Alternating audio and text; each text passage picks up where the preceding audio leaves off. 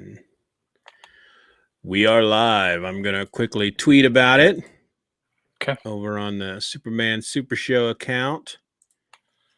And then I'm going to... 1 2 1 2. Okay.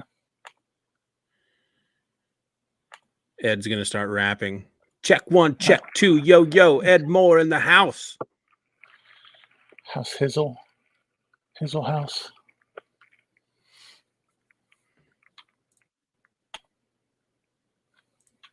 All right. The Twitter folks have been informed. So before we actually start recording any episodes, I blanked for a second. I always feel like for those folks who may be watching one of our videos here for the first time, I always feel like I need to explain why I look up all the time. Oh, yeah. Well, I mean, if you And want to, that's fine. My camera's down there. Yep. But the monitor I use is up here. there. So yeah, that's it. That's it, folks. That's the secret. There's all kinds of setups. I don't know how much attention you pay on the Boom Addiction, but Chris's is like 50 to 60 degrees off to one side. Yeah. Yeah. So he never, he's always looking over here when he's talking, but the camera is right here in front. So yeah, whatever. Yeah, I ordered not an expensive one, but it was actually on clearance. It was an expensive one, but I got it on clearance. So it was only like $30. But I ordered a webcam, an external one, because I use the one that's in the laptop. And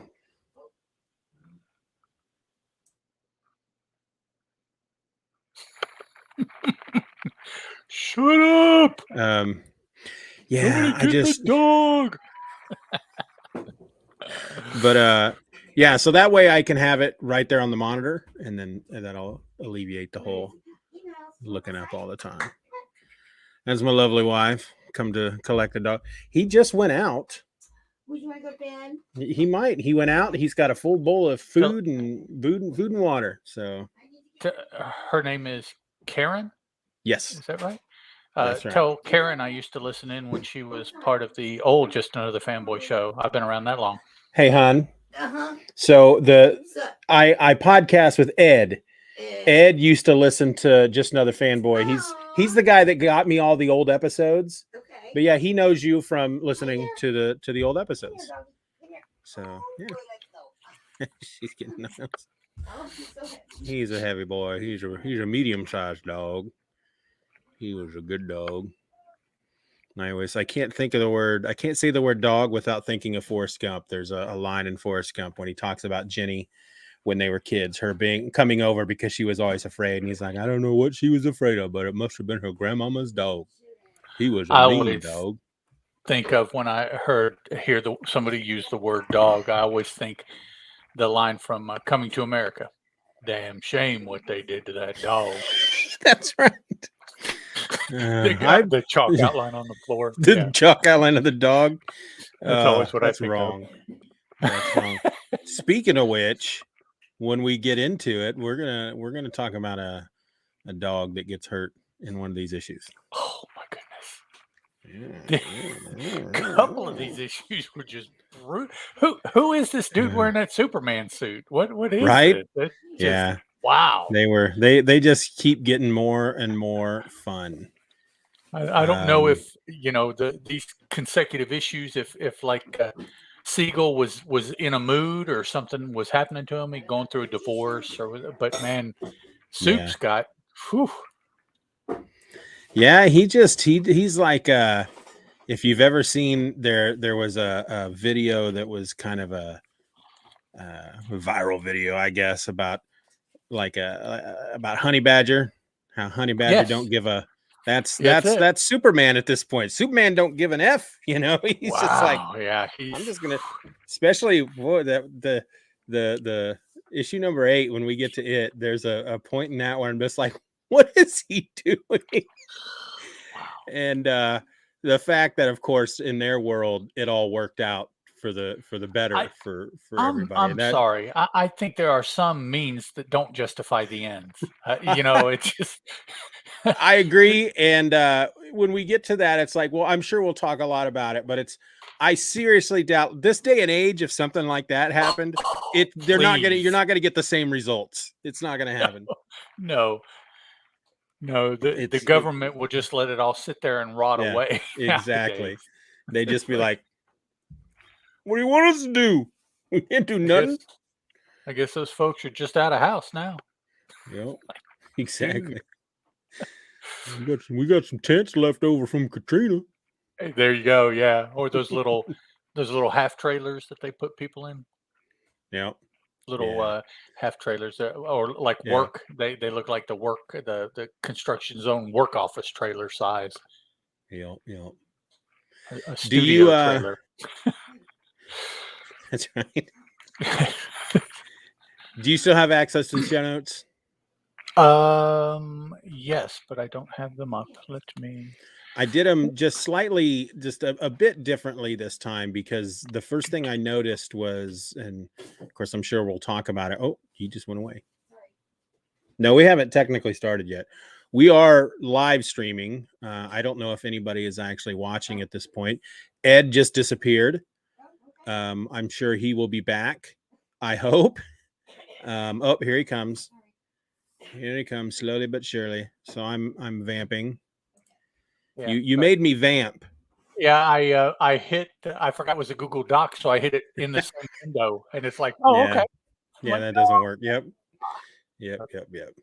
But yeah, I did it. I did just a little bit differently. First of all, since we are switching back and forth, the one episode that you will read, I switched it so it'll say, you know, it wasn't written for me, it was written for you. You know what I'm saying? I gotcha. So and also I noticed when I was getting the summaries together that issue number 7 had a completely different penciler. So I've started now I'm doing the whole list of credits for each of the issues. So well, and where did I run into that again? 9 and 10. The Wayne Boring dude pops up, but for 10, they're not really sure who did the ink. It's credited for Schuster, but some people have said, well, that looks like Wayne Boring, and other people have said, well, that looks like Paul Loretta. So yeah, nobody's really sure for 10 who did the inks. Well, the DC fandom lists Joe Shuster, Wayne Boring, and Paul Loretta as inks on that one. So well, and maybe they did. You know, maybe all three did parts of them. Who knows? Yeah. No way to find out now. I think all those dudes are dead. So they wouldn't remember anyways. What was that? 39. Yep. Yeah. Cover date 39. So they're not going to remember that. Yeah. Even if they are alive. All right. Well, before we get started, if there is anybody watching, it says there's not, but you know, feel free to chime in the chat, ask any questions, make any comments along the way. We'll include those in the show when we see them. Ed is an old hand at doing this through Boom Addiction, and you kind of learn quickly that there's a delay. So we may say something, and then if you're watching live, you comment on it, but then we don't see it. You know, it's like a 20-30 second delay or something before it actually pops up. And the worst thing is that unfortunately it varies. It's not always X amount of seconds. It's like, well, it's 15. Well, it's 35. It's so it's whatever they feel like. Really, the man who controls that, wherever he be, he's like, I'm going to do 22 today. Yeah, so I better put this up now. And then he starts coughing. Okay, just give me a second. Really. And then it goes up. So, the goal here tonight is to do 7, 8, and 9. You did issue 6. So I'll start off tonight. Okay. And then we'll go back and forth. And I don't know if there's anything else that I want to bring up before we actually start recording. I just look like I'm just staring off into space because I'm looking Yeah, up at that really. You're like, monitor. I'm recording my nose hair on the left side here. Yeah. I'll check that afterwards, make sure it was all clear. And I will say real quick, and I'm not gonna. You'll know what I'm gonna give you a little kind of a secret way of saying it. You'll know what I'm talking about. But that little okay. secret project I have going on for June for Just Another Fanboy. I got my first submission this week, and cool. really happy with it. I'm really excited about what's going to be happening in June, because basically I don't know, I'm hoping everyone that agreed will come through, but of course things happen. But so far, if everybody provides me with something, I'm going to have 2, 3, 4, 5, 6, 7. Wow. Possibly 9 by the end of it. I've had 8 folks, and I mean, there's in June we've got 1, 2, 3, 4, 5, 6, 7, 8, 9. There would be 9 episodes to go out in June if I stick to the Tuesday and Thursday thing. Okay. So yeah, I did have a couple say, very kindly, no, I can't. I don't have the time. And if anybody understands that, it's me. And I've got one that is basically, I'll just say they're part of a group, and they're checking with the team tonight, and they'll let me know, but they thought it sounded interesting, and I'm looking forward to talking about it more, which I will do on Tuesday's episode of Just Another Fanboy, because Tuesday's episode will not next Tuesday. Okay. The 31st. I'm thinking, yeah, that's like tomorrow, right? You can say tomorrow. Yeah. It's okay. Yeah. Tomorrow. No, next Tuesday's episode on the 31st, because that will be the technically the final episode of season 6. Right. But, right. Okay. Just as a tease for anybody that might be watching live or may look at this later, there will be hopefully some episodes in June. That's all I'm going to say. And I'm just really looking forward to what everybody is going to bring, because the first one I got is not, it's not what it's different. And that it just makes me really happy, because I'm going to get, different things from everybody. It's just going to be a bunch of different stuff, and it's going to be really great. Cool beans. I think it's going to be a good month. It's going to be a good month in June. All right. I got my show notes. Do you got your Audacity going? Yes, I do. Let me flip over here and take a look. Poke. Yep. And it seems to be recording. At least on the WAV file, it's showing that it's picking up something. So got them little peaks and valleys. Yep, we'll go with that. All right. Let's where's my show notes? Okay, there's my show notes. Okay, let's do a 1, 2, 3, and then we'll get started. So crack the old knuckles here. 1, 2, 3. All right. You're listening to the Superman Super Show, episode number 7. Superman joins the circus. Hello and welcome to an all-new episode of the Superman Super Show. I'm a host. My name is Steven, and 1,000 miles over there to my right is another host, Mr. Ed Moore. Howdy. Howdy, Ed. How you been? To my right. I have been just peachy keen, as they say in the country. Do they? I mean, I live rural. I guess I do hear that now and again. I live in the South, and I'm not really sure, honestly, that I've ever looked somebody in the eyeball when they said peachy keen. So I don't know if it exists or not, but Yeah. it, it's quaint and it sounds kind of Southern, and, so I go with that. So this is the point in the show that we have in our official show notes. This is the point where we're supposed to banter. Yes. I have been toying with the idea of maybe eventually making that like an official segment with music and everything that I could put banter. in. Now it's time for banter. Yeah, You know, and then we just, so what's the weather like over there? Yeah. that would really just boring banter. that would be rife for a Monty Python lead in. Yes. I do actually have something today though, and if you don't mind me selling myself for just a small moment. Banter away, sir.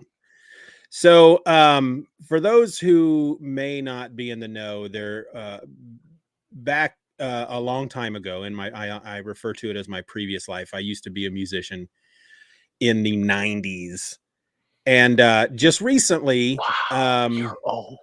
I am old. I mean, I'm not as old as you, but I am old. Just, I close enough to. Yeah, we're close. Yeah, we're very. That's arguable. So we're just a couple years apart, I believe. But I mean, I'm reaching the end of my first half century upon the earth, and I think you've already crossed that line. Right? I'm journeying forth. Yeah, so you're already moving on forward. I am. Yeah. Yeah. So I had been talking with some of the guys that I used to be in this band with called Larry, and we had back in the day between 93 and 96, we had recorded 3 different demos. And of course, the purpose of a demo back then was to make tons of copies and send them to clubs in a press kit to try to get gigs. But then we also sold them. We put them out on cassette tape, and you got somebody sneaking up behind you. Yeah. You're all right. Thank you. The call is coming from within the house. But we all have digital copies of all 9 of these songs from back then. Somebody at some point was able to digitize their tapes, and I just asked them the other day. I said, hey, do you guys mind if I put all these together like in one collection and then just throw them up there on all the streaming services like Apple Music and Spotify and all those places? And they're like, yeah, go for it. So I did that. I made a little album cover. It's called All Inclusive. And as of today, you can find it on Apple Music, and you can find it on Spotify and Amazon Music and YouTube Music. And I'm sure it's other places. I have found that it's also on, like, if you go into Instagram and you add a song to one of your stories, it's there. Those songs are there. You can find them there and add them to your stories. So I think that's kind of neat. But I'll put a link in the show notes if anybody is in any way interested. Doing that then also made me want to do the same thing with the band I was in previous, which was Trinity X. And so that stuff's coming up slowly as well. So yeah, that was my bit of banter. Cool beans for this episode. Yeah, see, I don't have anything cool like that. In the 90s, 86 to 91, I was in college, and until 94, I was in graduate school. Yeah, so see, I didn't. Although I will say I did have a child in 95, so that I can use the rest of the 90s. I can use my first son as my excuse why I didn't have a band then. So. Well, I mean, here's what I'll tell you about me being in a band in the 90s. I didn't go to college because I was going to be a rock star, right? That was the goal. That was the plan. And in high school, I would even have, like, my guidance counselor would take me aside and be like, well, let's talk about preparing for college. And I said, I'm not going to go to college. I'm going to be a rock star. That's the plan. And he says, well, but you got to have a backup. And I said, oh, if you got a backup, you're just setting yourself up for failure. There you go. That's yep. And here I am, not a rock star. So, and I don't care. I'm not bitter. I don't sit on the couch and go, if only. Boo hoo hoo. And it's funny because, of course, the moment that I started talking to these guys in the band again recently, and then asking, hey, do you guys care if I put this stuff up? Of course, immediately 2 of them are like, well, we should get back together and we'll do some reunion shows. And I'm just like, whoa, slow down now. It's like, not where I'm at. First of all, I don't even have a drum set, and I don't know if you've ever priced one of those, but they're friggin' expensive. You know, if I got enough money, if I had that kind of money lying around, I'd buy a car. That's all I'm saying at this point. There you go. Priorities. That's family. Yeah. So now I was will my ask, do you still have a practice pad and a set of sticks? No. So you haven't done any of that in a while. No, recently, the way we all kind of reconnected, because one of the guys had moved away. He had moved up east. He was over in Virginia.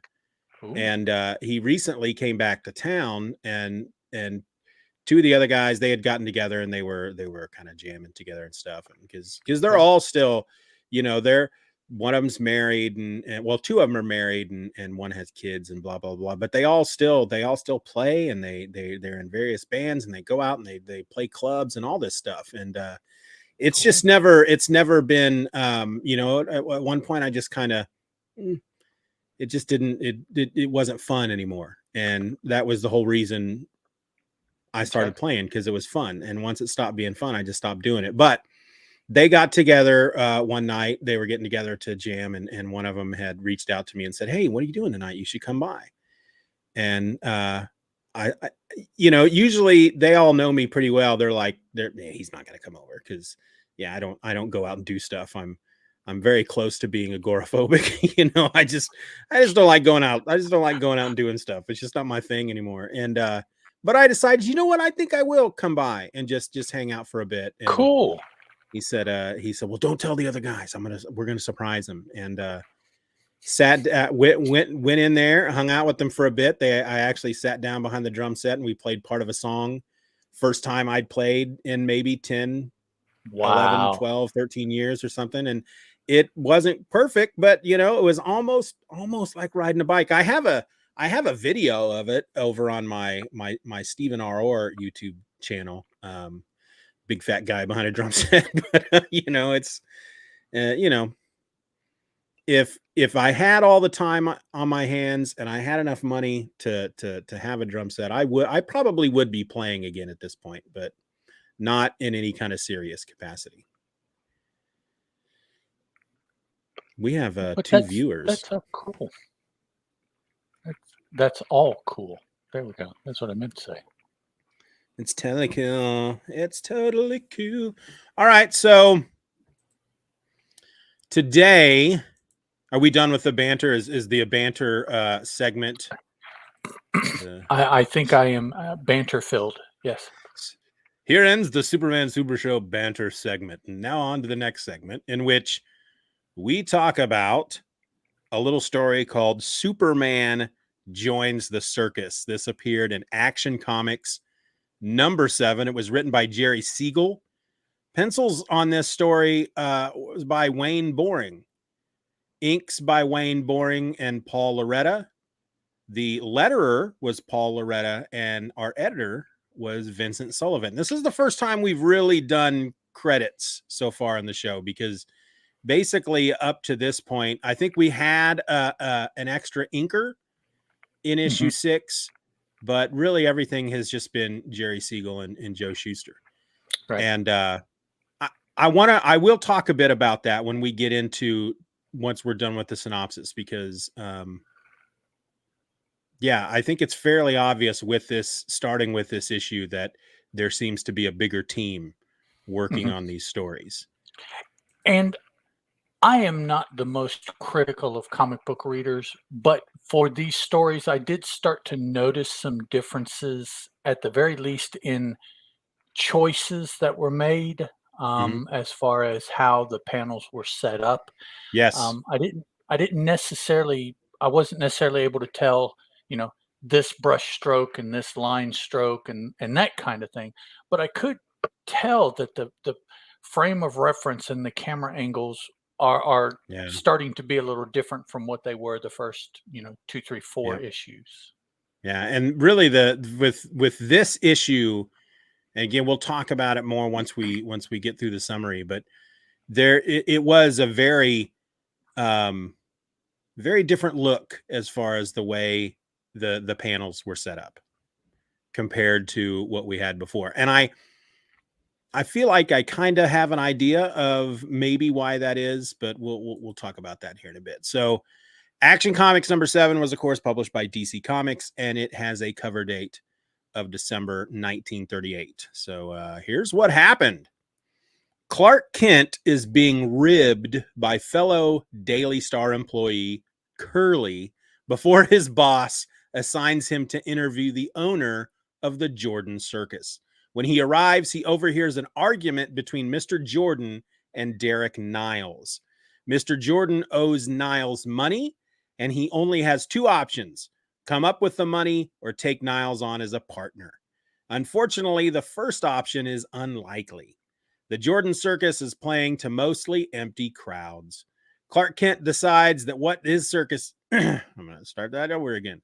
Clark Kent decides that what his circus needs is Superman. As Superman, he approaches Mr. Jordan and offers to be his strong man. After several feats of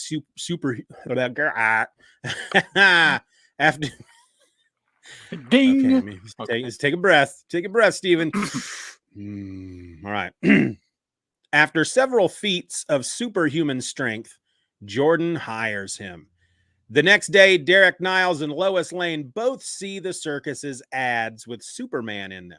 They both head off to the circus, where they see the packed crowds. The crowd demands to see Superman, and he gives them a show.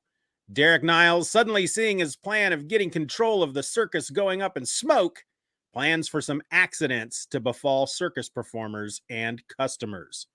Lois Lane, meanwhile, is trying to get into Superman's dressing room, which is sounds funny. Is that a euphemism? That's what it sounds like. Okay. But no, she's literally trying to get into his dressing room. Okay. Literally. Gotcha. Yeah. After being refused at the front door, she attempts to sneak in, where she comes across Trigger, the man hired by Niles to perform some accidents. He subdues her and then takes her to Mr. Niles. At the next show, the accidents start to happen. The lion gets loose, the trapeze shatters, the tent pole breaks, and each time Superman saves the day. He notices Trigger trying to leave and forces him to tell him what he knows. Superman speeds toward Niles' office in order to save Lois Lane. When he gets there, Niles faints from fright. Both he and Trigger are put in jail, and the Jordan Circus is saved. Clark Kent returns to the Daily Star to once again get picked on by Curly. Later, when Curly is in a room, someone reaches in and tears off all his clothes, much to his embarrassment. That synopsis, by the way, was taken from DCFandom.com, and the link will be in the show notes. Ed, what did you think? There was a lot that happened in that, 13 pages of story. Yep. Superman, okay, well, we'll get there. But I'll go ahead and say that, I don't appreciate what Superman did to that circus wagon. I think it was entirely unnecessary. I agree. It's like, let me show you that I'm a strong man, and just destroys the poor man's wagon who's already struggling for money. Yeah, and these 3 issues that we have already looked at, and hopefully we'll talk about tonight. This is just the beginning of this stage, shall we say, in Superman's career. Yeah, Superman jerk. Something, I don't know. He's like, well, I'm big and strong, and nobody can stop me. So that's almost what it feels like. It's like, but but you're the good guy. You're not supposed to act that way. That's not, well, no. He started out pretty early. What is this? The seventh appearance of his, and he's Yeah. it's gone to his head. You know, Yeah. he believes he's Superman, and boy, he is starting to act that way. Yeah. He's starting to become, it's like he's a bully, but he's trying to direct it towards doing good, and he doesn't always get it Right? right. Yeah. It's like he has this dark side that that Yeah. we're now starting to see because we're watching him more. So all eyes are on him, and he there's nowhere for him to go and be like the bad boy. We see him do it now. Yeah. It's like, wow, man. Yeah. So I'll say that the first thing I noticed as I started reading this, and I think we alluded to it a bit before we started recording, maybe, but the panel layout is not wildly different than the previous issues, but it's way more structured. It seems like almost like a computer spit out a template and they just filled in those panels, because literally every page, I don't want to say literally because I can't confirm it right off the top of my head, but I feel like every page of the story was an 8-panel grid, 2x2, lined up perfectly with, just perpendicular, just two Well, rows, 2 yep. columns of 4 panels. Except for the first that Yeah. had the splash panel, and the last which had the little ad Yeah. in the lower right hand corner. You're absolutely right. They were all straight up 8-panel pages. And the lines that created the panels were a bit thin compared to even the next issue. Now we do have a different penciler this time around, so maybe that's a big part of the reason. Maybe, but you would think, well, I mean, we don't know what the process Right. is, we don't know how much freedom to fill the panel the artist is Yeah. given at this point. Yeah. So it appears that the artist must be given quite a bit of freedom, or at the very least, Siegel has not adapted to directing things more Yeah. without Schuster there. I'm sure they were a little bit more simpatico Yeah. than Siegel and whomever else is partially or fully arting, if that's a word, um, these later issues. Again, we don't know exactly how much is one artist and how much is the other, but then there's also the matter of inking. How much is one or Yeah. the other, or potentially a third person, that so it's like, yeah, but definitely at the very least you can see that artistically something has changed. Yeah. And I have a theory. I don't know if it holds any water, but the one thing that we do know based off of what little bit of research I did before we started the whole podcast, and we talked about a bit in episode 1, is that before that first Superman story appeared in Action Comics, Siegel and Schuster were trying to get a deal with the newspapers to syndicate a Superman strip, and it feels, or it seems as if they had already worked up a few strips. I mean, you think they would have, just for the fact that they're trying to sell them, so they got to show what they can do. And the first issue, the first story is almost fairly obvious that they took these strips that they created that literally were meant to be, 3 or 4 panels across, that were going to go into various daily newspapers for the next week or so. And they cobbled them together and created that first 13-page story for Action Comics #1. And I have to wonder if maybe for the first at least 5 issues, because I do think by issue 6, we do start to see the structure changing up just a bit, Mhm. getting a little bit more well, structured, more comic booky, more befitting to a regular sized comic book page. Right. And so I wonder if by the time they got to issue number 6, they had everything beforehand was either all taken up by the strips that they had created previously to try to woo a deal out of these newspapers, or partial, they were using partial strips and adding more stuff to create Right. these full stories. And then by issue 6, and of course here issue number 7, it's just all created specifically for the comic, and it's why it feels a little bit more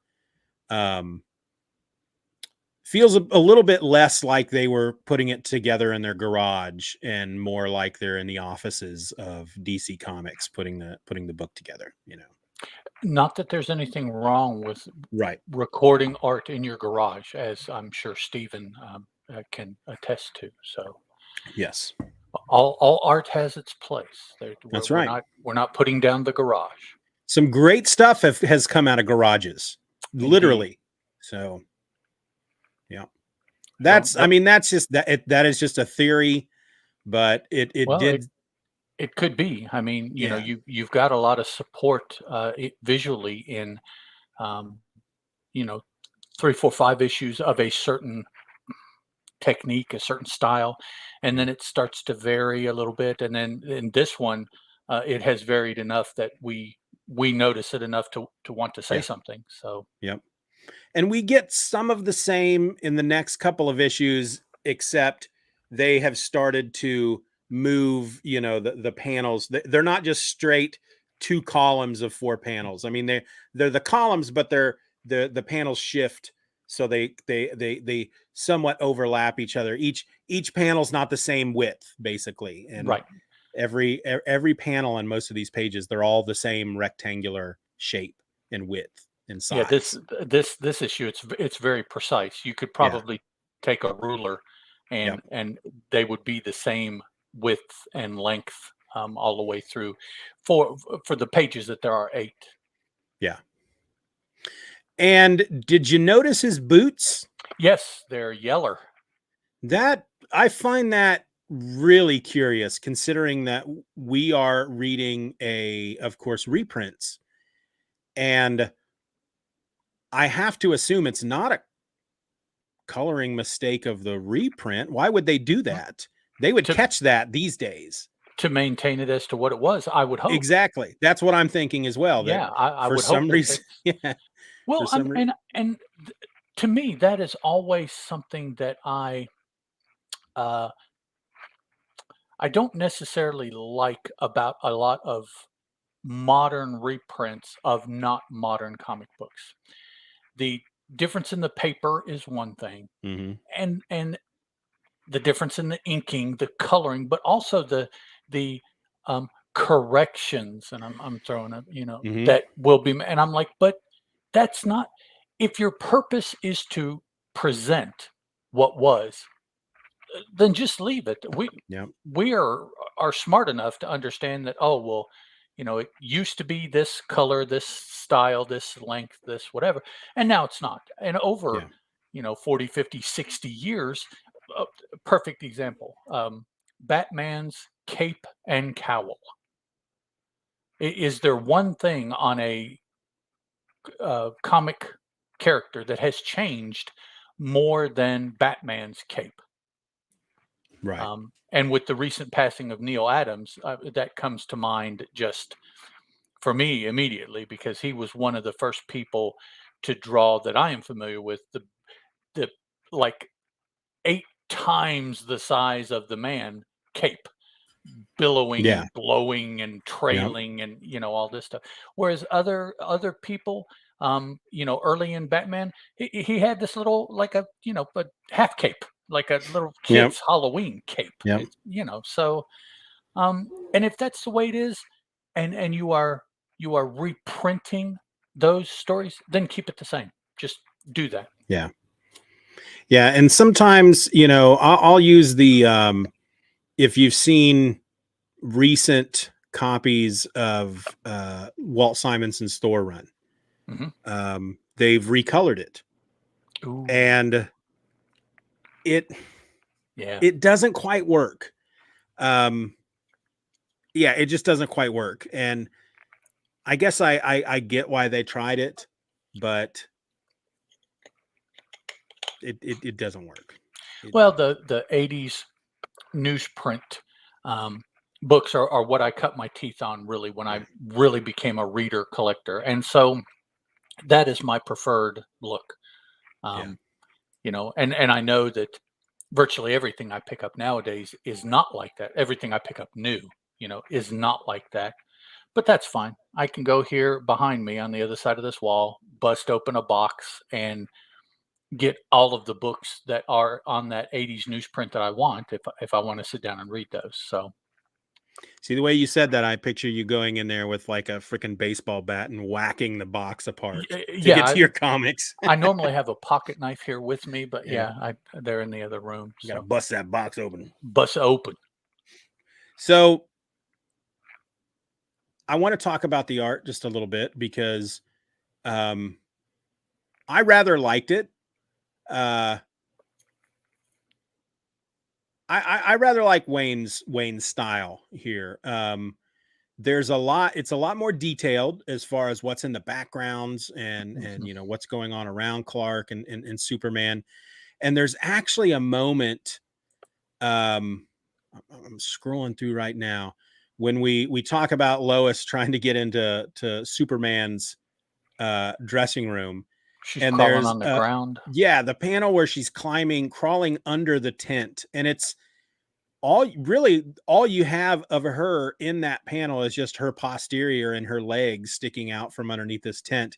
But you really get a sense of her wriggling and struggling to get under this tent just from that one little panel. And I thought that was really well done.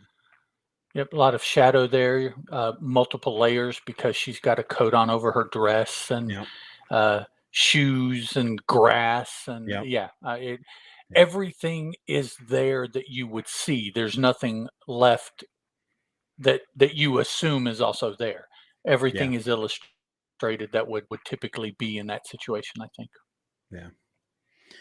I'm also rather curious about this Mr. Niles, his motivation behind wanting to become a partner in this circus, because I was waiting for him to maybe say at one point that he was going to use it as a front to smuggle goods or run arms or something like that, because he otherwise. Why is he so excited and why is he so willing to break the law to become a partner in a failing circus? Right. And he wants to make it fail more so Mr. Jordan can't pay him his money so that he can become a partner to what? Who yearns? It's like, I can't wait to become a partner in this circus. That's where all the money is. You know, I don't understand his motivation. I don't know. But I do have in mind that other media that I've consumed from this era, that is a frequently used method to acquire businesses, is that some money bags wants to force someone's business to be so bad that they can scoop it up. And I'm like, well, but you've ruined the business. So what are you going to do with it? How does that benefit you if they're not just trying to get rid of the business? Yeah, they get it just to sell it. And But I mean, if you want to get it to use it and you've ruined it, well, how exactly are you going to use it now that you've ruined it? What? Yeah. And there's so much happening in this story. They don't really have time to get into his motivation. So it's almost, they want us as the reader to just, he just wants it because he's a bad guy. That's, he's just a bad guy doing bad things. And so here's a way for him to be bad, is by becoming a partner in this circus, which obviously Mr. Jordan doesn't want. So that's his motivation. He just wants to do something to piss people off. He's a bad guy. That's what bad people do. speaking of bad people doing bad things, let's take a moment and discuss what they did to poor Cracks. Poor Cracks. Cracks, C-R-A-X, Cracks. That's the name of the guard dog for the circus. Yeah. He comes up against Niles's step fetch it dude here, which they gave Trigger. his name. Trigger, that's right. Trigger. His name is Trigger. And this is the same dude actually when Lois is trying to sneak into the through the previously mentioned back under portion of the tent to where she believes Superman is going to be. Trigger scoops her up. Okay, so first of all, he snags the woman. Yep. And he is none too polite or gentle about it. Okay, so you already know he's a bad guy. Okay. Yes. Well, first of all, he was doing the dirty work, so he's a bad guy. Well, now he's roughing up the dames. Okay. Well, that's times however many. Then, okay, Cracks comes around doing his job and encounters Trigger doing something on however many levels that he's not supposed to be, somewhere that he is not supposed to be. So Cracks attempts to do what he is supposed to do, but before he can, Trigger kicks him. Okay, he doesn't just kick him; he punts him like a football. Oh yeah. Okay, we have in the panel here a Cracks flying through the air backwards from where he got kicked under the jaw or in the lower chest area there, lifted off the ground. And yeah, so now I will go ahead and spoil it and tell you that Cracks does recover. He does show up later on in the story, so he's He good. does. Probably a little sore, a little bruised up, but unfortunately, he doesn't get his pound of flesh that he's owed, which is unfortunate. But yeah, so manhandling the dames and kicking dogs. Okay, Trigger's bad, man. He's got to go. He's not a good guy. Now he does kind of get his with Superman's interrogation technique is really kind of funny. Yeah. Made me think of one of those paddle balls with the rubber band. Okay. Because that's basically what he did. He just tossed him way up in the air and then caught him, and then tossed him up in the air again until Trigger would talk. But yeah, it's interesting over the course of 7 issues how we have seen things progress. The bad guys get for poor verb choice badder. Superman gets harsher in dealing with the badder guys. Things are just tracking in an upward way, I guess, that things are starting to be more amplified. Whereas in the first couple issues, there was good and there was bad and there was Superman, and everybody was kind of on just a medium to low key. But now things are just starting to be not necessarily extreme. As we all know, that doesn't happen until the 90s when things get extreme. Right. But they're more so. There's less even keeledness or less ambiguity about things. That the sides of your good guy, bad guy are further separated, it seems, each story. Yeah. Yeah, and something that I just thought of, and I brought it up over on the forum, and if you're not a member of the forum, you really need to be. Forum.justanotherfanboy.com. Link will be in the show notes. And it's something that every time I edit one of these episodes, I think about, and I think I should have said this, but we talk about how these stories are crazy. That these just crazy stories, crazy stuff's happening all the time, and the one thing you always hear people talk about who read older books is how crazy, when you think of crazy stories, your mind goes to the Silver Age. The Silver Age is supposed to be just full of just these wacky, crazy stories. I think what makes these stories just a bit crazier over the Silver Age is that the Silver Age stories were supposed to be crazy. I mean, you create a guy from another dimension whose sole purpose is to come in and recreate reality to drive Superman crazy, just to mess with him. That's supposed to be crazy. You create this red kryptonite so that all kinds of weird, you can have an issue where Superman has fins, it's just weird stuff like that. Right. The craziness that happens in these issues are more like, it's just supposed to be what happens in this day and age. This is how people act, and it's just crazy the way people act. It's acceptable. Exactly. Saying and doing these things was okay, and that's what makes it crazy.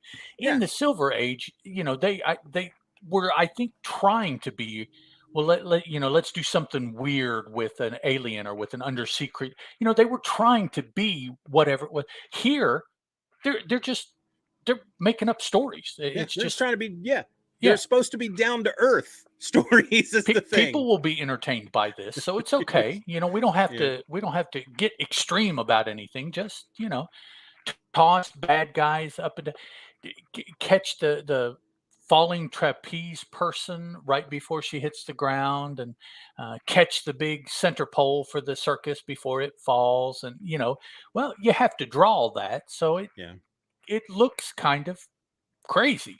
Yeah. I mean, well, let's think back to the issue where Superman plays football, and the fact that he needed to get on this football team so he could stop this coach from the other football team from doing nefarious things, right?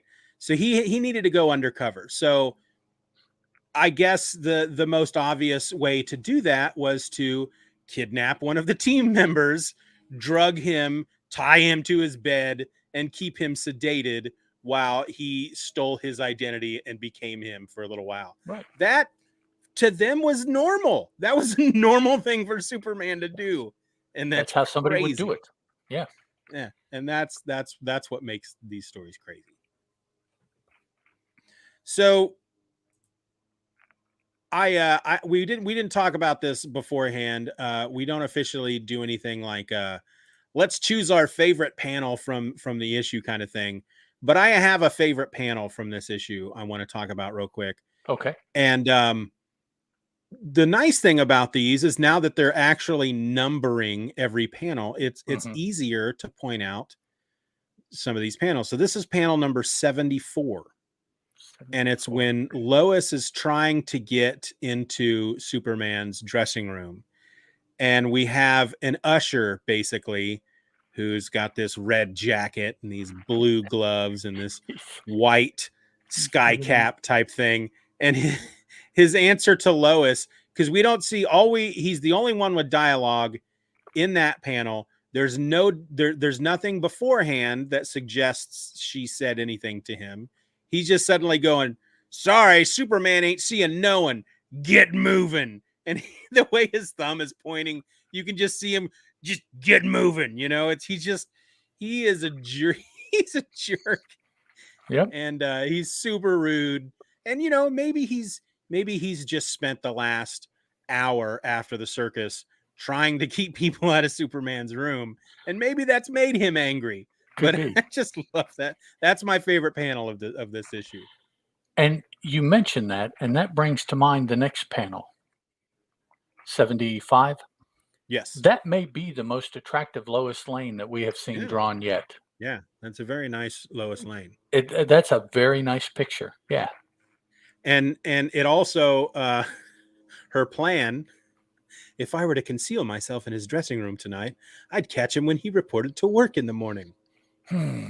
Yeah. Okay. And we were not truly, we are given her motivation here at this point doesn't seem to be, I need to get some kind of scoop, some kind of story about Superman. It's more about, because when she discovers that Superman is going to be there, I'm trying to find that particular panel because I think there's something that she says that makes me laugh. She says, Oh, no, it's not this one then. Superman in person. Here I come. I think one of the issues she calls him. Oh, there it is. 57 on the next Okay. page. I'm going to see him again. Superman, my dream lover. Oh, why don't they hurry? And she's clasping her hands in front of her. Right. It's rather dramatic. Charlie Brown is sitting there, almost behind her, standing up and waving. That kid looks like Charlie Brown. I'm also really impressed by the crowd. There's a few images here, a few panels of the crowd, and just the various faces, and the different shapes, and just there's a really crazy looking kid in panel 53 in the corner of that panel. That kid looks funny. It's just got a shock of hair and looks like maybe 2 teeth. But he's far older than that. He's probably 7, 8, 9 years old. Yeah. But was really impressed with the art in this one. I thought Wayne Boring is anything but. Let's also give Schuster a hand for dropping the word pestiferous. Okay. Ooh, where does he do that? How about preparatory? Pestiferous. Oh, I didn't write down where it occurs, but it's a narration caption. I do remember that. He does tend to once or twice in an issue he throws in one of those $10 words. He refers to or the reference is made to Lois of being a sob sister. Yeah, I had to look that up. Tell us what that means. I did too. Wikipedia tells us that sob sister was an American term in the early 20th century for reporters, usually women, who specialized in newspaper articles often called sob stories. We know that phrase. We hear that all the time. With an emphasis on the human interest angle using language of sentimentality. Yeah. So that was a sob sister, and there's a reference to Lois being that for this particular newspaper. Yep. That was I thought maybe at first they lettered it wrong. It's like, that doesn't make any sense, but I looked it up. Yeah. It's interesting. It's it dates what you're reading.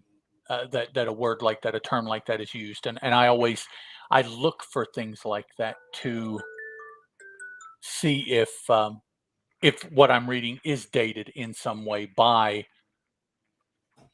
anything more than the visuals. A lot of times the visuals will give things away, but words like referring to a woman as a moll, M-O-L-L, that's one of my favorite ones that I look for when I see 20s and 30s mob kind of writings and stuff. But so Sob's sister really stood out. Now I will be looking for more one-off phrases and things like that as I read.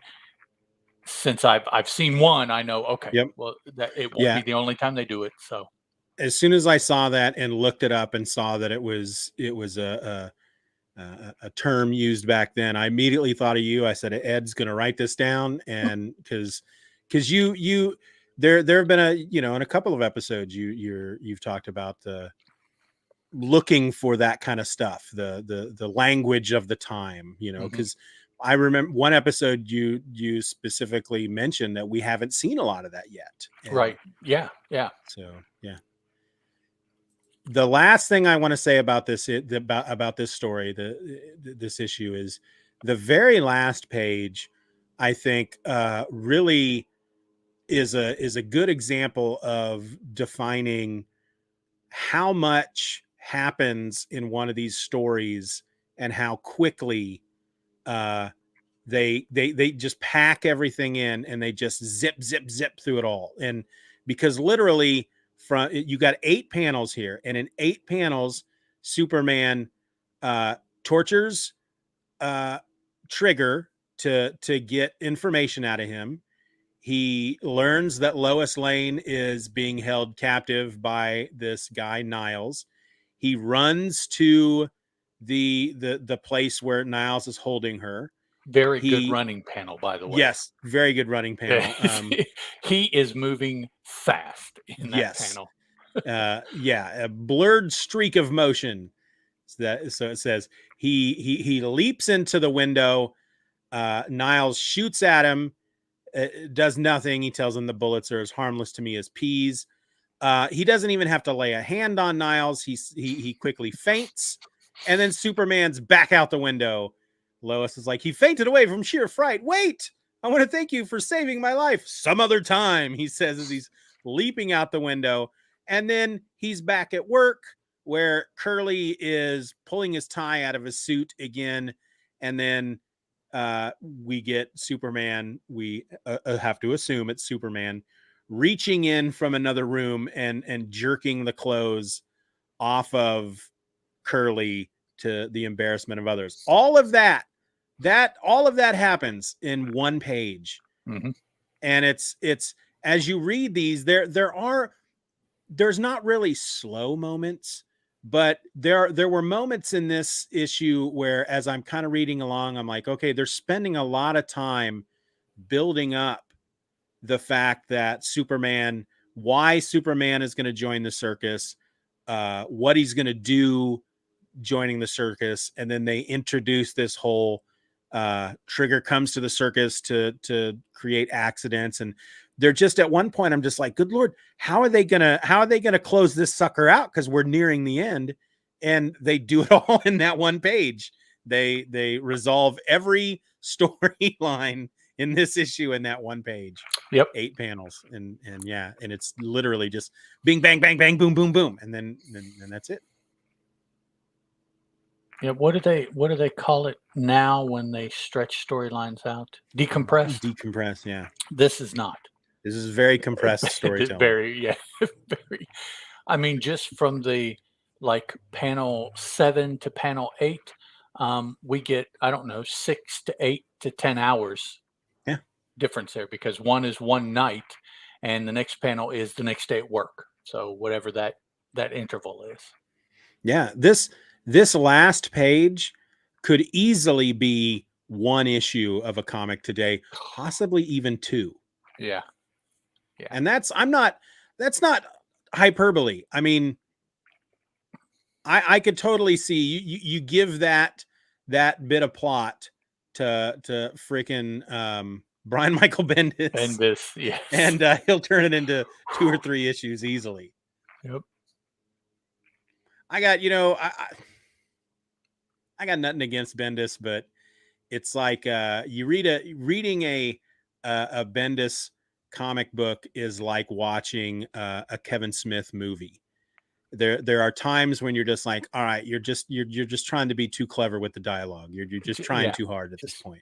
Can we move? Yeah. Do we have to have somebody, whenever I've been trying to read his Justice League that are, I'm 6 months behind doing it on the app. And so I've been trying to read his Justice League, and it's all right. But there are so many scenes with all the members of the Justice League talking about something. And it's like, can we have one of these group conversations without always inserting these dumb little joke comments from various characters, and some that make sense coming from some characters and don't make a lot of sense coming from other characters? It's like just these weird little, I don't know. And I don't know. We're not here to complain about Brian Michael Bendis. If we're still reading Superman comics and doing this podcast, when he starts doing Superman, we'll talk about it. We'll get to his part much later.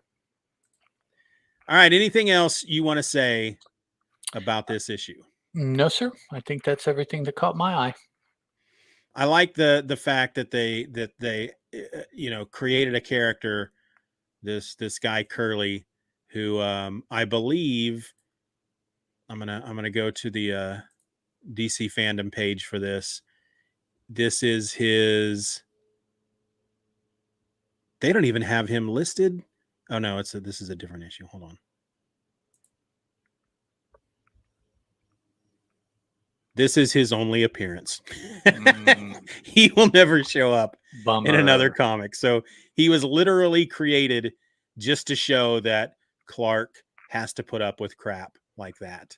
And that after a while, even Clark Kent has a line. Yeah, he's like, okay. Yeah. All right. Let me close this sucker out then. I want to thank everyone for listening to this episode of the Superman Super Show. If you want to drop us a line, you can do that well, I'm going to read the email here, folks. Settle down. The Superman Super Show @gmail.com. And if you want to help us in any way, you can go rate us on Apple Podcasts, or if your podcaster app of choice has a rating system, go and rate the episode. But really, truly, if you want to help us, send us all your money. That's a joke. Just tell your friends about us. Pass it around, basically. That's all we ask. Tell your friends. Don't tell your dog. I mean, you can tell your dog, but that's kind of weird. Dogs don't have thumbs, and the earbuds are always falling out of their ears. They don't really stay in quite well. Don't kick your dog. Don't kick your dog. Don't kick your dog. For cracks. Amen. Solidarity. Yeah. So until next week, my name is Steven, and I'm going to say goodbye. Goodbye. And there's Ed, and Ed's going to say goodbye. Goodbye. See you later. All right. That was the end of that episode. So I'm going to save my Audacity file. Those of you who are watching live, and according to the StreamYard, there's two of you. We know. Hey, there's Doug. Doug says, thanks for a great show. Oh, you're welcome, Doug. Hang on. We got a couple more in our pockets here, man. That's right. We're going to try to get at least two more. We may only get one, but we're going to try to get two more done. Is this the same Doug that hangs out at the Boom Addiction live streams? Is that guy's name Doug? I'm not sure. Doug, do you watch the Boom Addiction live streams? Inquiring minds want to know.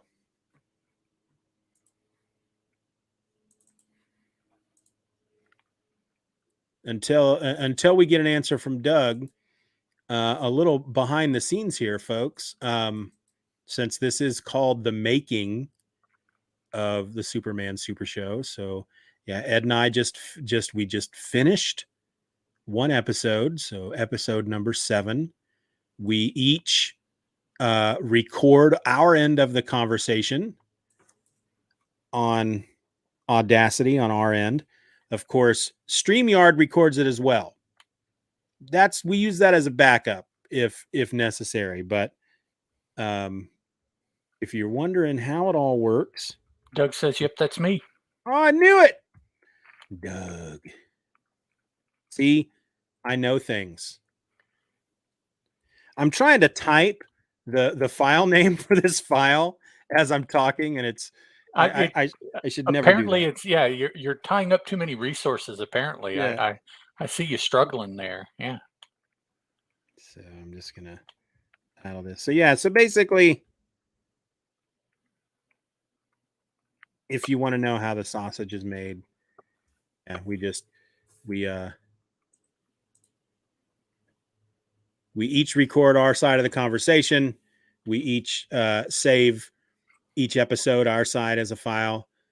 Ed will send me his tonight or tomorrow, and then over the next week or two, I'll be putting them together into actual episodes. You know, there was something else I was going to talk about at the beginning of this episode that I completely forgot to talk about. So I'll let everybody here know right now who's watching the live stream.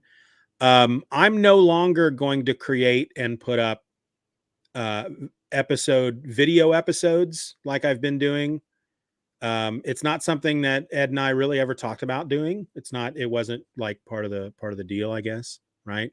Just something I decided to do when I was putting the first episode together. Cause we did, 3 of them like a month in advance before the first episode was going to be out. So I had a lot of time on my hands, and I thought it would be fun.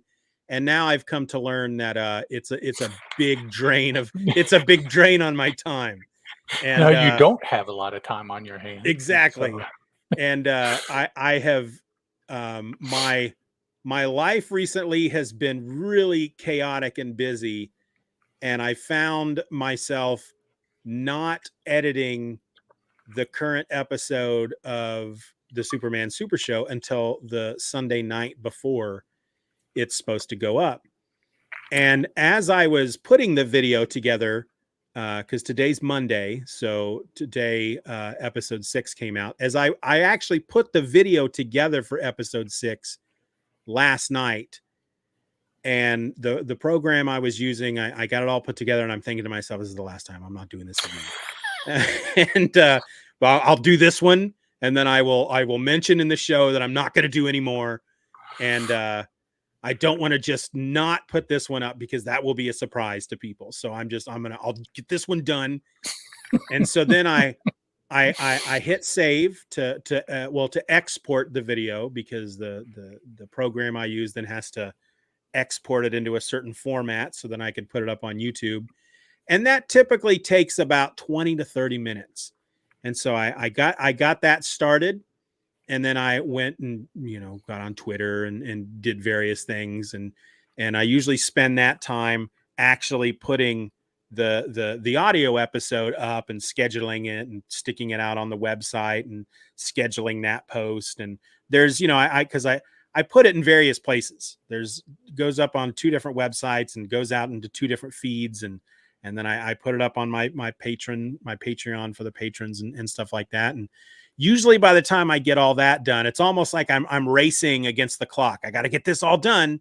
So, but before that video ends, it's a little game I play with myself and try to get it all done and ready to go. And then as soon as I get done, I can get that video going. And so I got it all done, and I'm like, the video's not done yet. And I go and look, and it had only progressed like 1%. I've been waiting a half an hour at this point. And if anybody is a member of the forums, you know that I've been suffering from insomnia lately, and I wanted to get to bed, and it's like, you know what? No. And I just canceled it out, and it said, done. Videos are done. I'm not doing the videos anymore. You'll have these because they're already live streamed, and it automatically saves it to the website, to the YouTube channel, and they're there for you to watch at your leisure. I'm just not going to split them up into the separate episodes and put a little graphic in there with some music and all that junk, because I just can't do it anymore. Diminishing returns, I think, it may be the business phrase for that. I just realized I kept Doug's comment up there that whole time. Well, it was a great show. It was a great show. To know, And I think much of the reason for that is because of you, Ed. No, I disagree. It's because of you. Well, I think we work well together. You'll notice my name this time is Sleepy Steeven. I think last night was my worst night of insomnia. Oh, since it started. Yeah. And I was going to try to take a nap between getting off of work and then starting this, and then I realized I haven't read any of the comics yet. Ouch. Okay. So I thought, you know what, but this will be kind of fun, because usually when I'm exhausted, one of 2 things happens. I either get extremely cranky and short and annoyed, or I'm just super silly. And I seem to be going that direction. And that, so that's where we're at. We're in a flood warning in Kansas right now, if anybody's interested.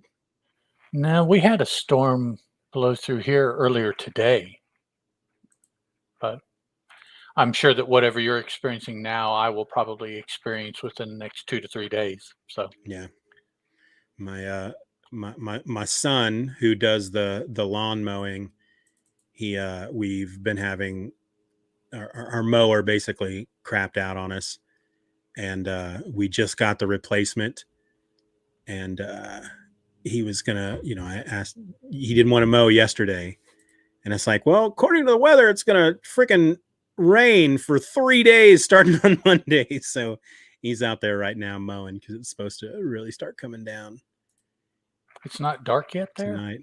It's getting there. It's creeping into dusk at this point. It's it's with the whole daylight savings, it is 8:15 or 8:16 at this point in Kansas, but it's just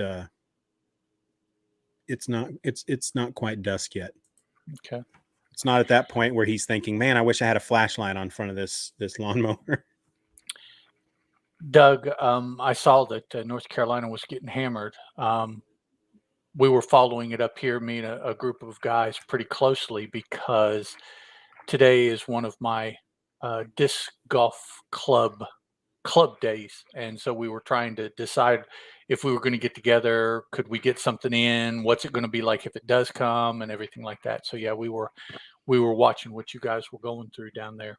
I begged off, but I think a handful made it out and actually played through some rain, if I recall, when it rained here. So, but yeah, I was following North Carolina, watching the radar as it said there's a warning here, and then 30 minutes later in the track of the storm there's a warning here, and then I watched it progress. What would it be, northeast?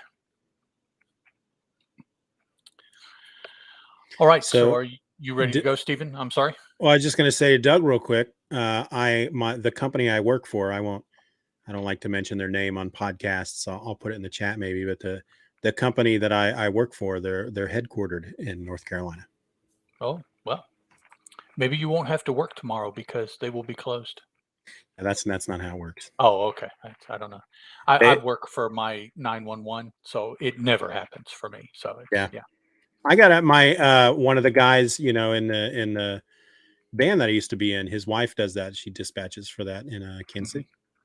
Yeah, it's truly 24/7, 365. It's Yeah, I couldn't do it.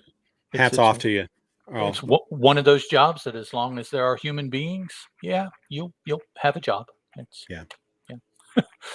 for good or bad, you'll have a job. Yeah, it's one of those job security things that it's like bittersweet. All right, I'm recording. I am too. Okay, and you're doing this one. Yep. It's all Ed. So let's do the 1, 2, 3 clap. 1, 2, 3. All right.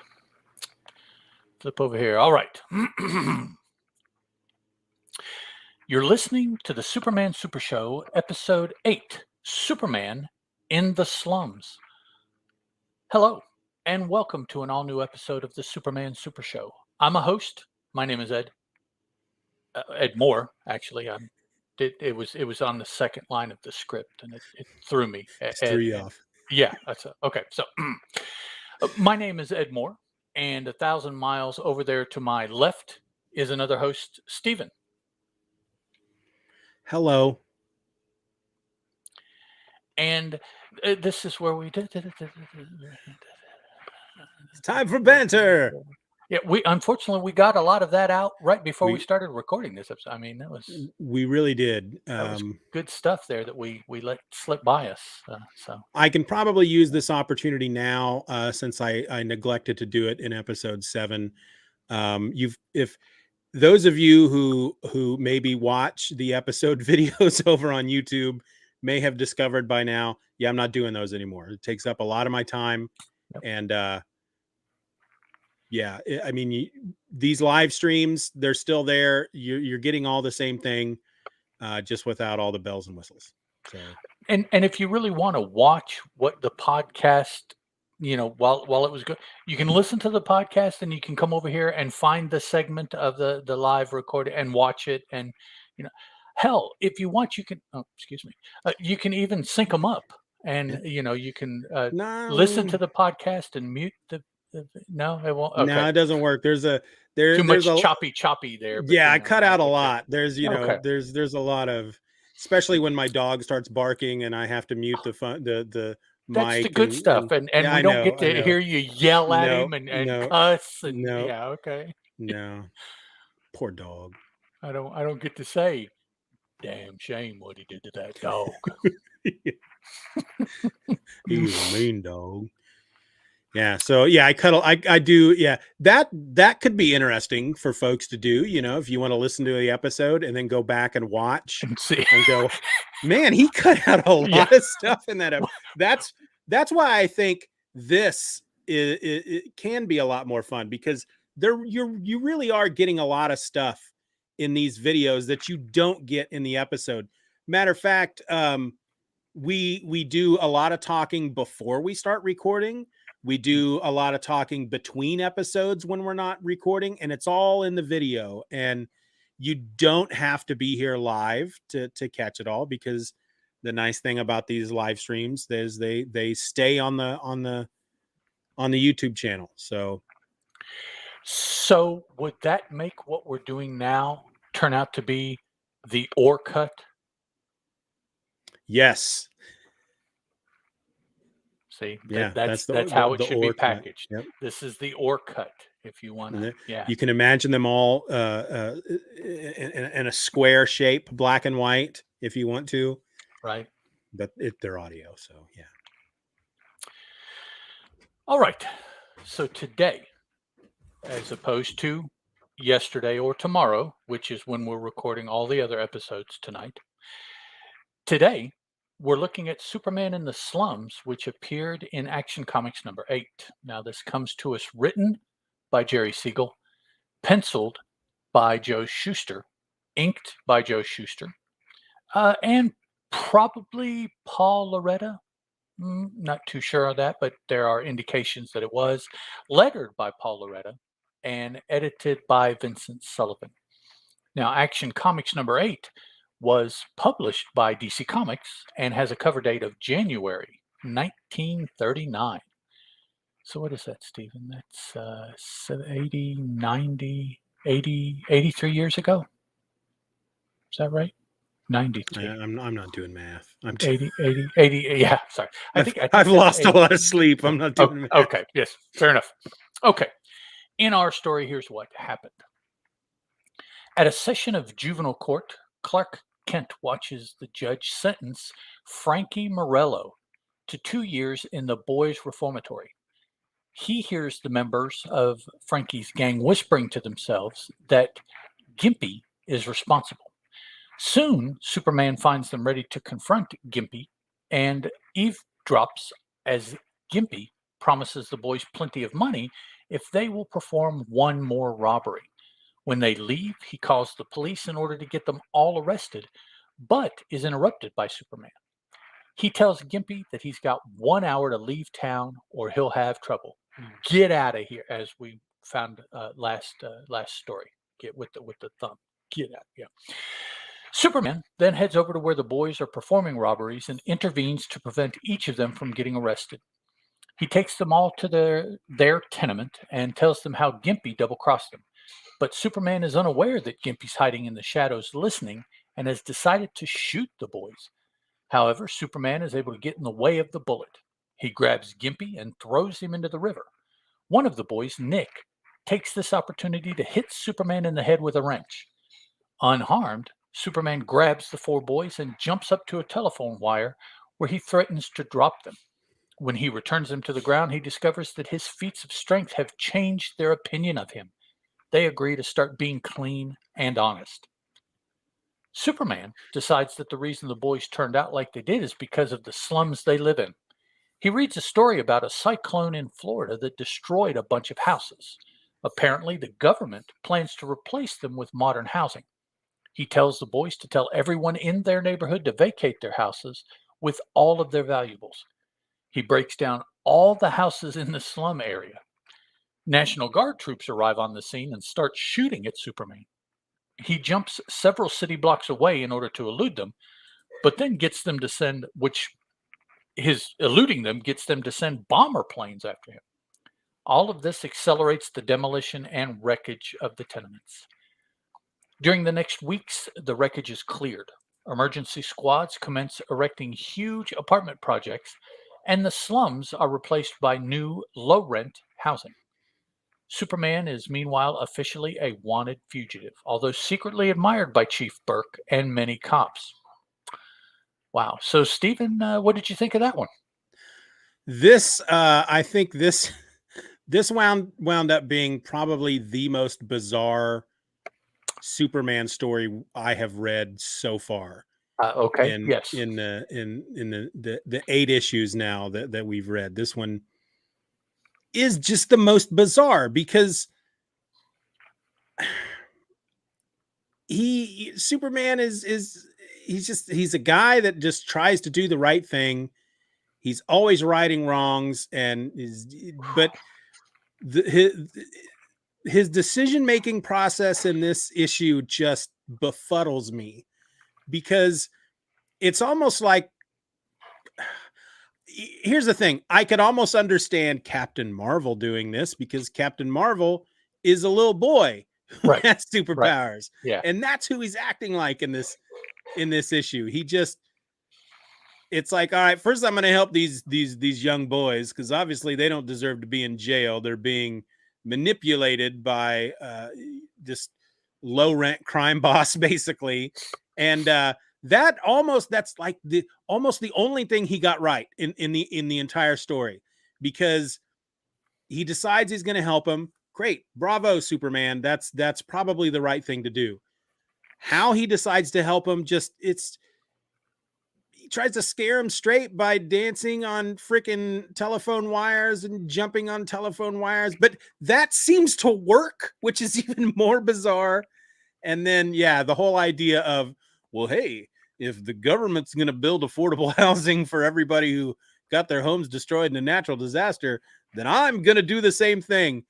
And the best part of that was when the National Guard shows up and they start firing at him, and he's just like, hey, whatever, man, you want to just whatever, I'm just going to keep doing you do what you do, I'm going to do what I'm doing. And they're just sitting there shooting at him as he's destroying buildings. It's really funny. It's really bizarre issue.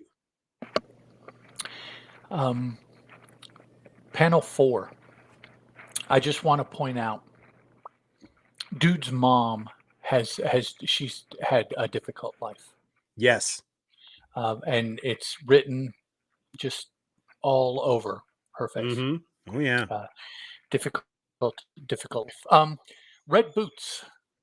Soups has red boots here. Yep. And I believe this is the first appearance of Super Hearing. I think it is, yes. So I made a mental note of that. Those are two quick things that I noted here. He still has the big S chevron and S letter, yellow chevron, yep. Yellow S, yellow fill in between. The whole thing, the whole thing's yellow. Just yellow, and it's a triangle.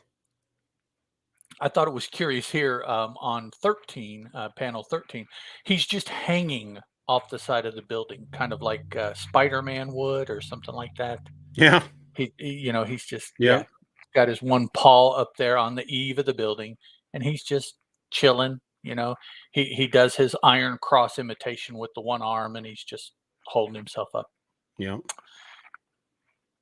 But yeah, the we'll get new housing by raising everything that is here. Yeah, that's not how it works, Superman. I'm sorry. I'm just wow. Just okay. Yeah. A cyclone or a hurricane or something like that destroying houses, that's one thing. That's what they consider an act of God. That's not a person that's just decided to wreak havoc upon a town.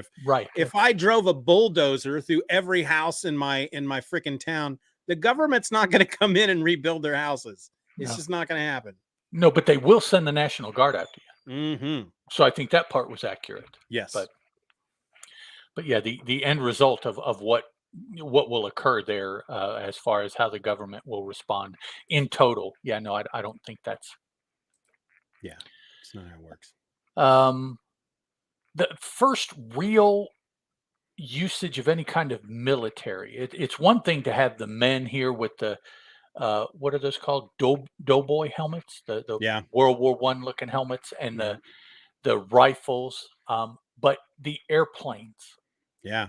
You know, Superman made them so angry that they called in an aerial bombing wing, is what they say, a squadron of aerial bombers wing to the attack. I'm sorry. Yeah. There's so yeah. So he's raising, I don't know, however many city blocks, and the ground troops can't do it, so they send in the Army Air Force. Yep. And you know what? I'll be honest with you. This is typically the kind of story that I would really be into had it been written well.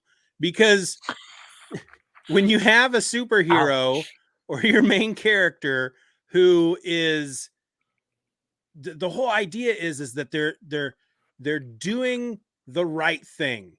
They're doing something that seems, as far as society is concerned, it's bad, but he's doing it for all the right reasons.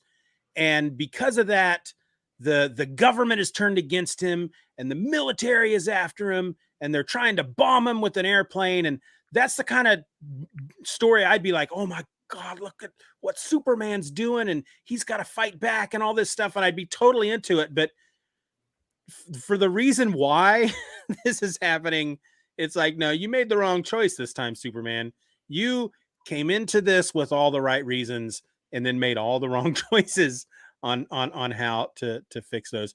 I also want to point out, I meant to do this in the last episode because I don't quite remember these in any to this style in the previous issues, but we again in this issue we have we got the 8-panel grid. It's set up just the same as the previous issue, and there he goes. There goes the dog. But we have the opening page that has like the big panel on top, the title panel, I guess I'll call it, because it's got the Superman title, and then it has something happening in the panel that doesn't really have anything to do with the rest of the story. But then there's this description box that kind of says the same thing that the box said in the previous issue. They just say it a little differently. And it's like, I'm really interested now to see how many times they can do this differently in each episode or in each issue. So like this one says, leaping over towering buildings, rending steel in his bare hands, lifting incredible weights high overhead, impervious to bullets because of his invulnerable. Yeah, it's not invulnerability. It's unvulnerable. God, I can't even read that very well. Unvulnerability, tough skin, racing at a speed hitherto unwitnessed by mortal eyes. These are the miraculous feats of strength which assist Superman in his one-man battle against the forces of evil and oppression. So, I think for most of us who grew up with Superman, we're kind of used to that. Faster than a speeding bullet, more powerful than a local locomotive, able to leap tall buildings at a single bound. This is like, feels like that's where that kind of started, because they're saying the same thing. They're just being a little bit more long-winded about it before somebody finally came along and said, look, we can say this, we can compress this just a little bit more and get to the point a little faster. We can be more succinct. Yeah, exactly. Mr. Bendis, we can, yes. Sorry. That's a decompressed panel right there. We can do that in fewer words. And these are all things we've actually seen him do. Yes. Yep. So it's not like they're using anything flowery to give you images of whatever, how strong or fast or whatever Superman is. No, these are all actual things so far that we have seen him do, and they're just like listing them. His powers are something he's done, something he's done, something he's done. So yeah, it's like the new reader panel. That's what that is. Yeah, absolutely. They don't retell his origin, but they're basically letting you know just in that one panel, this is the guy you're reading about. This is what he can do here. And now here we go. I also wanted to point out, I don't know if you caught this, but look at panel number 26, where 26. Superman is pulling the phone out of the wall, where 26. Okay. Gimpy is trying to call the police. There are a couple of panels. 17 is the same. He looks very much like Michael Richards, Okay. Kramer from Seinfeld. Right. But if you've ever seen either movie, UHF, the Weird Al Yankovic movie, Michael Richards plays a janitor in that, and that, I mean, if I didn't know that this story was written and drawn years before probably Michael Richards was even born, I would say that they were using him as a reference for that panel, that side view, that profile of this guy, because I swear to God, if you go out and watch certain scenes in UHF, you're going to see that, and you're going to be like, holy crap, that looks exactly like Michael Richards. I couldn't help but notice that. And you'll also see it a little bit in Transylvania 65000, where he plays, I think, a groundskeeper or a butler or something in that movie. But yeah, I had to point that out, because anybody who has probably watched UHF as many times as I have, if you look at that panel, I'm sure you'll agree with me. Here also, starting right about here, he's being rather physical with Gimpy. He shoves him away by the face here. Yeah. He punches him, slamming him against a wall across the room. Yep. He hits him so hard. Then he grabs him up by the collar and dumps him in a bucket of tar.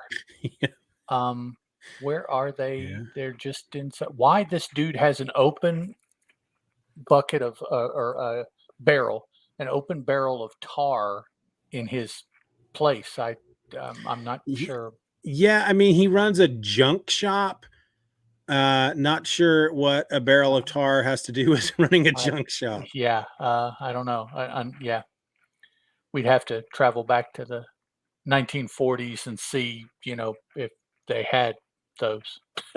And that very next panel, 33, of Superman running from, with the town in the background, it just that looks very funny. Yeah, that shot of him running. Yeah, the drawing of him in the act of running, yeah, the angle and everything, and it looks kind of off. It looks kind of uncoordinated. That is a panel, and there has been a couple panels here and there in some of these stories, even in the last issue that was penciled by Wayne Boring, where I can totally see Mike Allred, his influences, how a lot of this stuff influenced the way Mike Allred draws and creates comics, because that almost, to a certain extent, that panel feels like a Mike Allred panel. And there are certain panels that I noticed in the last issue, and I didn't bring it up, that the facial expressions of people, which it's just very, you can really see that he was heavily inspired by this era. So you think that means he probably has read these stories? Oh yeah. I think I'm fairly certain he's a big Superman fan. Okay. They did a Madman Superman crossover, and then he's got a Superman book miniseries coming up. So okay. The very next page, the panel of him with I can't remember this kid's name, box ears, with box ears under his arm as he's running. That's a pretty funny panel. He carries him for a number of panels, And then Well, and he just, I mean, there's 4 of these kids that he's Yeah. rescuing, and that's what he does. He Yep. saves one and tucks him under his arm, and saves the next and tucks him under the other arm, and then saves the third and does the Yeah. same. And it's like, He's running there around is with a panel later on. Let's see, yeah, where 52, where he's got 2 kids under one arm and 2 kids under the other, and he's Yep. running, from Yep. right stage to left stage on the Yeah. panel. And it's like, yeah, it's just Yeah. Panel 73 is just it's a front facing shot of him holding all 4 of them, and it's just like their little faces little poking out circles with under the his faces drawn on them. Yeah, it's just great. That's some he's great carrying stuff. around 4 circles with smiley faces on them. Yeah, Yeah. Yeah. And thank God in this case for some of this narration, because a couple of those panels where he's on the telephone wires there, panel 72, for example, I would have no idea what he's doing. What was, yeah. well, it's like, because he's flipping around and stuff. And yeah, I'm like, what is he doing in that panel? And that he obviously Superman has some very strange ideas when it comes to torture. Well, The second issue in a row that he's tortured he's somebody, torturing people. and the way he does it. Oh, and then if you notice, what is that panel? It's the previous page. I can't make out these. It might be 64. He's got another human javelin. Oh yeah, getting ready to throw him in the river. Yeah. Yeah, the Yeah. second time he's used that particular technique. Yeah. I wonder, nowadays they draw on the artist. The original is what, 11 by 17, right? And then they shrink it to Mhm. comic book page size. I wonder what the practice was here. Yeah. Yeah, because it's like the smaller the smaller the figure, it's yeah, I wonder how big that Yeah, page started out when he you lose a lot of yeah. detail. So I'm like, I hope that this size that we're seeing isn't the size they had to draw these. Yeah. Because a lot of times that's pretty impressive, but it also means, like I said, that there are times that you just lose a lot of detail. Yeah, it would make a lot of sense as far as some of the detailing on a lot of the faces in these books. If the pages were starting out already small, it would make a lot of sense. The whole style of art for Right. that time would make a lot more sense. I mean, even if they started at 8.5 by 11 and shrunk it down, Yeah. but I don't know. I've never studied anything about the newspaper work enough to know how big they start those pictures. All the classic guys with the classic strips and all that. How that technique is done. I have no idea. Yeah. So I have a favorite panel in this one, and then a favorite sequence. Okay. My favorite panel is, let's see here. Some of these panel numbers aren't as easy They to don't. find. Yeah, they in don't this work one. as well as previous issues.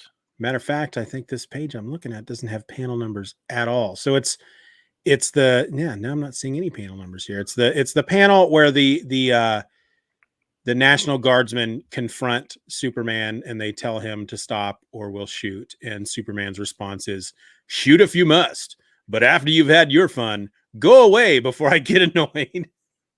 Okay. Yeah. Find that very funny. That's my favorite panel. And then my favorite sequence comes before that. It's actually what leads to the panel 64 where he throws the guy in the river. The 3 panels previous to that, 61, 62, and 63, I think this is the first time we really see Superman being faster than a speeding bullet. And it's, I think they do a good job. There's so many things in these stories they just skip through and speed through over a number of panels, and This one, they take the time for 3 panels. So everybody fully understands that what he is doing, he was behind the gun when it was fired, and he is able to move so fast that he races the bullet and manages to get to box ears before the bullet does, and then is able to stand in front of it and deflect, stop the bullet from hitting the target. I found those 3 panels very interesting. I like the middle panel the best of those 3. Mm-hmm. Yeah, where he's actually racing the bullet. Yeah, they're both coming at you at the camera. The bullet, little dot over here with speed lines, but Superman running, and he doesn't look anywhere near as goofy as he did in one of the previous panels running. And taken on its own, if you just looked at that panel all by itself without any narration, you might, I don't understand exactly what's going on there. He's running. There's a cloud chasing him. I don't know. But once you realize what it is, it's like, wow, that's actually very well done, because, for what it is, he's literally racing a bullet. And there it is there next to him with the puff of smoke behind it and the motion lines. It's a very nice panel. Yep. Makes you, it would be cool to ask the artist, is this truly what you envisioned? Or if this is as close as you could get, let's transport them to now. Now draw this panel with the kind of tools we have. What is in your head when you're doing this, now with our tools? Be interested to see if everything that they wanted to do was actually what was on here or not. Yeah. And then, of course, the story turns out just the way Superman was hoping it would turn out. The government builds the huge apartment blocks with splendid housing conditions. The police chief tells Clark that, of course, we have to apprehend Superman. Off the record, I think he did a great job. I agree with everything he did, but of course, he's public enemy number 1. We have to. Yep. Superman was ultimately responsible for the construction of Cabrini Green, and that's kind of a deeper cut for those of you in the not in the Chicago area. Feel free to look that up. I'm not even sure if Cabrini Green exists anymore, if it's been torn down. But I lived in Chicago, and it had a notorious history. Yeah. Well, Chicago, man. I've only been there twice in my life. 7 years. The first 7 on the planet. I was in Chicago. Both times I went were for the convention. Comic book? C2E2? Okay. No, this was before C2E2. This was the Chicago comic, but okay. Yeah. Okay. So anything else you want to point out? Well, we get another the very last panel, we get another exercise so that kids can basically learn superpowers, and this is to acquire supervision, super strength, supervision. And you just basically have to first glance at a distant object, then glance at a close object, and then repeat that. And if you do that a few minutes every day, soon you'll be able to peer more distantly than any of your friends. I don't know if that's based in any science. That sounds kind of specious to me. Right. I'm not sure if I'd be willing to go along with that one or not. Yeah. But that's and then of course the kid apparently by doing this you lose all your hair, because he goes from a full head of hair to just a strip of hair going. I'm not sure why. Yeah, why you're willing to give up one for the other? I guess I don't know. And also, one last thing, since we're looking at this page, the third and fourth panel on this page, the looking down at the top of Superman where the bombs are falling, and then you see the ruins of the slums afterwards. looking at those two panels and then thinking of the art that we got in the previous issue, there is, when it comes to the people, not a huge difference between Joe Shuster and Wayne Boring. I think they're both very skilled at drawing people.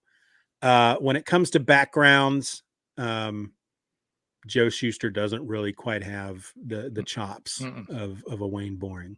I don't think not like this. No. Yeah. And I don't know.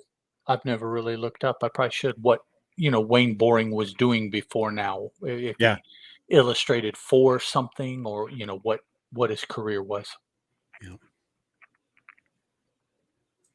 And that's all I got to say about this one. All right. Then we do want to thank everyone for listening to this episode of the Superman Super Show. If you want to drop us a line, you can do that at the supermansupershow@gmail.com. This will be linked in the show notes as well. If you want to help the show in some way, you can rate us on Apple Podcasts or any of the podcatchers that you use, should they have the ability to rate shows. Or if that is, more than you really want to get into, then just try telling somebody else about the show. We're a couple fun guys. We talk about some fun books, fun character, and, just tell somebody that you know of a fun comic book podcast that they might be interested in. So, till next week, I'm Ed, and this is me saying goodbye. Goodbye. And here's Steven. I think he wants to say goodbye as well. I was sitting here through that entire thing, and I knew this part was coming up, that I was going to have to say goodbye. And I was trying to think of something funny and just couldn't. So instead, I'm wasting everybody's time by explaining why I'm not being funny. I tell my wife all the time, when you try to be clever, you usually fail. Yeah. It's just that, top of the head kind of thing that is clever. Otherwise, if you push it, no, it doesn't work. So just don't. Just tried the same thing in the opening and just came out as hello. That's yep. Nothing came to mind, so I'll just leave that laying there, and we'll pick it up next time. Yeah. So I'll say goodbye. All right. Talk to you guys later. Ciao. Peace out. Let me stop my recording. Yeah, me too. So it's almost 9 here, which means it's almost 10 there, right? You guys are an hour ahead. Yeah, but I mean, I'm good to go for another one if you want to. I don't think my bottom is up to doing another episode. Oh, and I see a cat in the background. Yeah, probably. Yeah. How many cats you got? 2. We have 2, and we have we've talked about how old my house is, right? Right. We have a cellar, but it's the kind that you have to go outside and around, and it's got the door in the ground, and And a number of years ago, before we owned it, when it was owned by my parents, the door was broken, and my dad built a door for it, and it was too big, so it just kind of lays over the top of the opening. Okay. But there's enough space for some of our local stray cats to get in there, and we've had a couple of them use that as a birthing chamber. Okay. And so we have started so one of our 2 cats is one of these strays from outside that my daughter just kind of befriended, and it came inside with her one day and has never left, and must have been a house cat at one point, because he knows the litter box, he knows all that stuff. He's a really good cat, and he is super loyal to her. It's so funny to sit on my couch and watch her come out of her bedroom and just walk around the living room to go to the bathroom, and the cat's right behind her. And then when she comes back and goes into the booth, the cat's right behind her. Just follows her everywhere. Very loyal cat. But so we've got these we've had another couple of strays that have been hanging out around outside, and so we've just decided. No, we're done recording. We're still live streaming, but we're done. Yeah, It's we're your still on house. video. That's your house. That's cool. No, she just doesn't want to be on video. Oh, we won't tell. Okay. They're going out to cut flowers, but we've decided, we just have started feeding these couple of strays, which have turned into, now I think we have about 5 of them that are running around out there. But yeah, one of them, two of them, which we are assuming are sisters because they look practically exactly alike, have each had a litter of kittens down in that cellar. So we've been contemplating getting somebody from animal control just to come and fix them, Right. Yeah, right. Because they're living a fine life out there. They get fed well. They have shelter in the cellar if they need it. But yeah, they can't be out there just something multiplying. To halt the population. I gotcha. So, yeah, but we so we have mini cats now, and the girls talk all the time about bringing them inside, and I'm like, no. So we're not bringing any more animals into the house unless one exits. The ratio is the ratio is staying the same. Reached our limit, and so the only way, right? Yeah. I got you. Yeah. Are there any organizations in your area that will pay to have the cat fixed? We haven't done a lot of research yet at this point. We're like, we're in a small town, so we have we're basically right between Topeka, the capital, on one side, and then Lawrence, the home of the KU Jayhawks, on the other side. Kansas Jayhawks. Yeah, and so we're in the same county that Lawrence is in. So we have used their Humane Society during the pandemic, which is when we brought in this stray who for some reason was named Duck. Okay. Yeah. And boy, Duck must have had a rough life, because he's got one bad eye and one ear that looks like it had been torn off at the top at one point. But so he has some pretty bad depth perception. But again, super loyal cat. Loves me. Well, there you go. That's all that matters. But there was this one dude I was talking. Or no, sorry. Well, there's Jim. He thinks you're a jerk. We can't forget about old Jim. But yeah, there's a guy in the back going, who doesn't love me? Me. Yeah. Shut up and sit down. But they were the Humane Society in Lawrence during the pandemic, during the lockdown, basically. They had started a program for basically made for people who were not working because of the lockdown.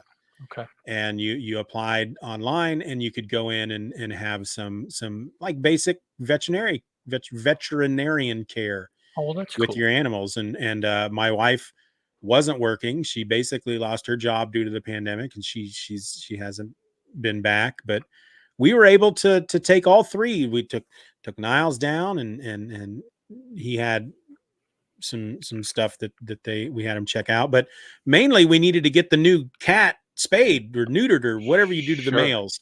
And so that's what we did. I think it's neutered. Yeah, I think so. But, I don't know. We had him clipped and chipped, basically. So both the cats. And well, that's cool. Yeah. So that was a nice program. And but yeah, we need to do research into because the Topeka has a Humane Society. That's actually where we got Niles, and then Lawrence has a Humane Society. And so there's a lot of organizations that will, particularly if it's just a catch, fix, and release. Yep, that's exactly what we're looking for. Yeah. Because a lot of as long as typically as long as the cats aren't living in a dangerous situation, it's like, well, as long as they're not multiplying like rabbits, we can, anything else is better than nothing at all. So Yeah, and one of the two sisters, who the girl's named Sophie, they were actually they really had never gotten close enough to the other one to determine whether it was a male or female, so they were calling the other one Little Man Okay. until Little Man had kittens, and so Little Man became Little Mama. But Sophie just spends most of her day on our porch, and Okay. if anybody else walks out there, she runs. She doesn't run when I go out, because usually when I go out, it's to bring her food. Hmm. And she freaking loves Niles. It is the weirdest thing. Niles will go out onto the porch and she just immediately goes up to him, and she'll stand like right next. She just walk over to him, stand next to him, and her little tail will drape over his back, and she'll do the thing with her head under his chin. Yeah. Oh, And cool. it just pisses him off. He just doesn't want to. He's an old man. He doesn't want to deal with that crap. And he's always just like, oh God. Sometimes he won't even go outside if she's out there. And she has rolled over a number of times and showed her belly to him, which is a big thing to do. It's like, this is my most vulnerable spot, and I'm super comfortable around you, and I trust you. And it's like, she just wants to be his best friend, and he's just like, just get out of my way. He don't want none of it. Yeah. He at the most he'll growl at her a little. Right. But otherwise he usually just stands there and takes it. He looks so miserable. He's like, oh my God, there's that freaking cat again. But it's pretty adorable. I bet it is. It sounds like it. Yeah. But she lets me pet her only when I'm giving her food. If I go out there and crouch down, it's like, hey, come here. And then she runs away. But if I take food out there, she will let me pet her while she's eating the food. But so Okay, now keep in mind, if you want to release these weekly, you've only got 2 this time. So right. we need to. You're usually. Did you say that you're usually available most Mondays? Yeah. Okay. Monday's fine. We may want to maybe until my sleep schedule gets back to the way it's supposed to be, we might want to just try maybe getting together again this next Monday. That's and fine. See if we can bang out a couple more. And that's just absolutely fine. Try to get a few weeks ahead or something. Yeah, because you had mentioned last time, we're going to get to a point when we start getting to these full episodes, these full issues that have and we're only going to be able to do probably one episode. Yeah, I haven't looked. So. I think that's in the teens somewhere for Action Comics that Superman 1 comes out, but I don't remember exactly where. Yeah, it's in this collection.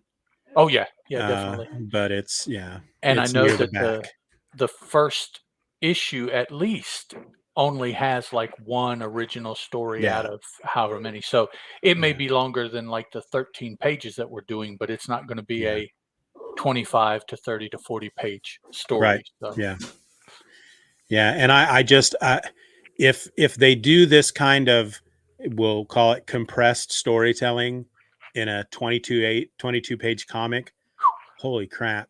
Yeah. It's going to be like 2 hours an episode, 2 hours just to talk about one issue. So much happens. So much is going to go on. But yeah. All right. Well, get those files over to me, and hopefully I'll have a better chance this week, other than the Sunday night before, to get next week's episode ready. Do you want to go ahead and ink in next Monday, or? Yeah, let's plan. That's what the 30th. That's a holiday too, isn't it? Is that Memorial or Labor or one of those? I think I'm actually off of work that day, so that would actually be a really good day, because I'm not going to have to worry about going, leaving work at 5, which granted I'm working from home, so it's not like I have a commute, but still. Getting off at work at 5, worrying about trying to get some dinner together for the kids and that kind of stuff. I made chili last night, so that's what they've been eating tonight. Oh, there we go. Yeah. Probably got you another day or 2 out of that too. Big old pot of chili. Yeah, that's what I had for lunch today. Yep. It's good stuff. That's one of the things that I'm able to eat on my diet is chili. Oh, okay. As long as I don't put, as long as I don't add like any, some people put sugar and No. stuff like that in their chili. We don't go spicy. We're not a spicy family, but Too bad. I've never Spicy put helps you lose weight. yeah. It keeps the motor running longer and helps you. I You know, I wasn't raised on it, so it's Yeah.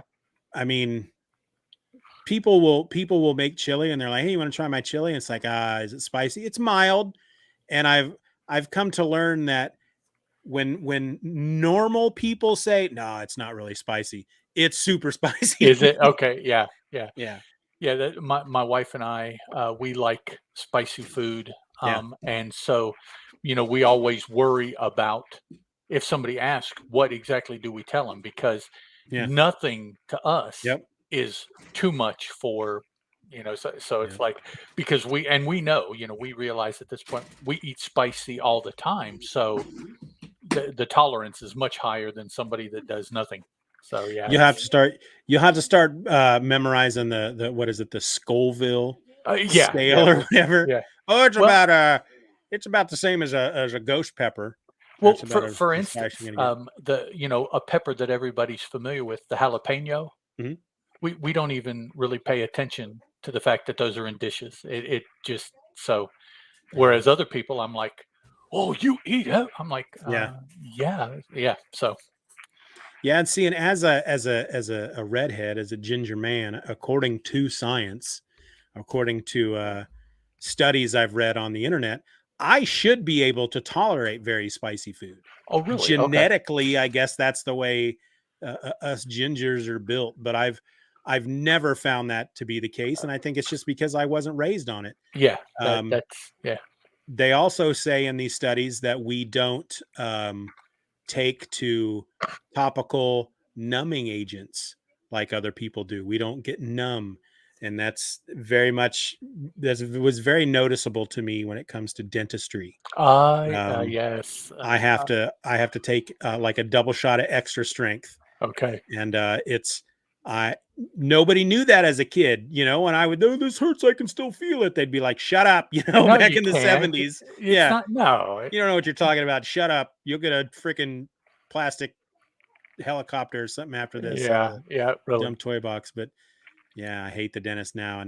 And modern dentistry, they work really hard to make sure you don't feel any pain. But Yep. I'm always super tense the entire time because I'm just waiting for it because I know it's going to come. It Right, never does. It's gonna hurt. But You didn't do enough. I just know it. right.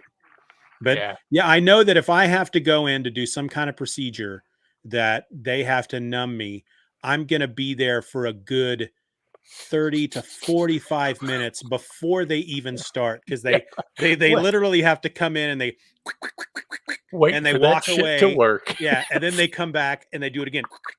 And then they walk away for that to work. And then, Oh. yeah. Have you not tried sedation dentistry? No. That's like, have you heard of that? Have you Yeah. studied up on that? Yeah, but basically it's like, yeah, a little bit of Novocaine and a Xanax. And, Yeah. it's like, No, I have. Yeah. Ooh. Very oh, cool. That's good. Yeah. Those just, See the peonies? Where's the thingy? it's right there. You got it. Yeah. Pretty. Are those pink? I'll sit back here. Yep. Okay, Pink peonies. Yeah, they're looking pink on the camera. Cool. They pop Oh, up. they smell so They good. pop up every year, right outside. I take it she likes peonies. Yeah. Oh, She okay. does. Yeah. Yeah, it's because I of pick the up on these things. Yeah. Yeah. How could you? You're like a freaking. You're like Sherlock Holmes, man. Yeah. It was. You should- It's a gift. You should go solve crimes like Monk. Yikes! But yeah, it's getting ready to storm, so she figures they'll be ruined by morning. So Right. Use them while you can before they get all torn up. exactly. And they're nice. We don't have to do anything. We just, every summer we go out and collect some and put them in vases, and then next spring we got more. Okay. So Cool. Those kind you just plant and forget. Somebody years ago planted them, and then they pop up every year. Awesome. Animals. All right. Yeah, let's plan on.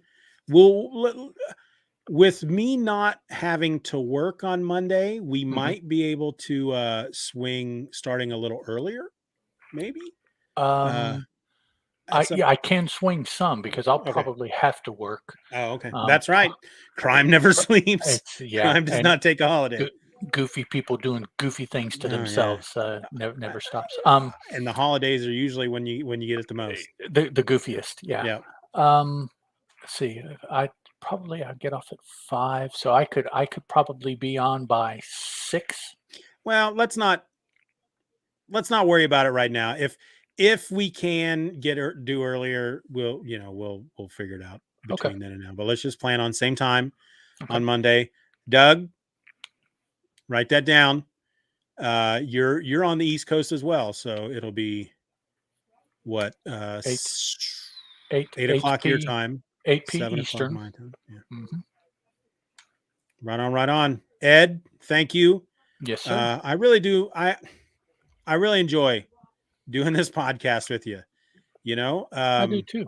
I enjoy the books and the company, and it's cool. It's a perfect excuse, first of all, to read through these Superman comics that I. That didn't sound friendly. He got in an argument with one of the cats. That was not a happy bark. They do that. That cat Duck. He and Niles do not get along. The other cat, they're fine together. But Duck, he comes from the streets. He's a street cat. He's an alley cat. He doesn't. Yeah. He's pushing them boundaries. Oh yeah. But yeah. Anyway, yeah. Always fun. Always enjoy it. We'll try to get 2 more episodes in next week, and then we'll just see where we're at from there. Just out of curiosity, does anybody else really enjoy listening to these? I'm assuming so. We have decent stats. We get some. Okay, well that's cool then. So I haven't pulled down any numbers in the last couple of weeks because just because of the way my life has been. But if I go over there right now, for example, we have one of the things that I go through Pinecast. They tell you what your 7-day listens, how many listens you've gotten in the last 7 days, and we've got 102 listens in the last 7 days in a week. Okay, well that's cool. Now, Just Another Fanboy has 194, but you have to think that that's kind of split over 2 episodes. And then well, cool. I'm not the biggest one for numbers, other than just a curiosity. I do this because I enjoy doing it. I would be disappointed, I'm sure, if I found out nobody listened, but it wouldn't necessarily stop me from doing it. So in general, if you look at the overall numbers between Just Another Fanboy and the Superman Super Show, Just Another Fanboy looks like it's more popular. But if you look at current numbers, if you look at just the time frame from when the Superman Super Show started compared to episodes that released of Just Another Fanboy at the same time, this is a more popular podcast. We're getting more listens. And Superman, there's a million Superman fans, so it's plus it should be a topic that people are interested in. Yeah, and plus it's not a single host podcast. they always struggle to get. Not only that, it's not 2 and 3 hours long an episode either. Yep. It's 25, 35 minutes, just a walk, basically.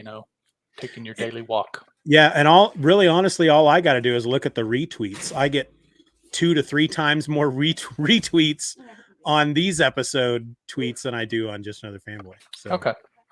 Well, cool. Then someone else is out there other than Doug. We know Doug likes it. Yes. Is liking the show, so that's cool. Yeah. Yep. All right, Ed. I'll talk to you again, man. All right, man. I'll be here. Same soup time, same soup channel. That doesn't work because now I'm thinking of chicken noodle. It's not soup. Oh, okay. Chili, same chili. No, that's not going to work either. Okay. No. All right. See, I'm trying to be clever. It's not working. I quit. Okay. That's it. I'm done. You just push everything off your desk. I'm out. Yep. That's sometimes you just got to throw a good tantrum. That's good for the soul. It's a reset. It's the emotional reset button. That's right. It's like having a good cry. It's just a different version of having a good cry. It's a little bit more visceral. Yep. All right.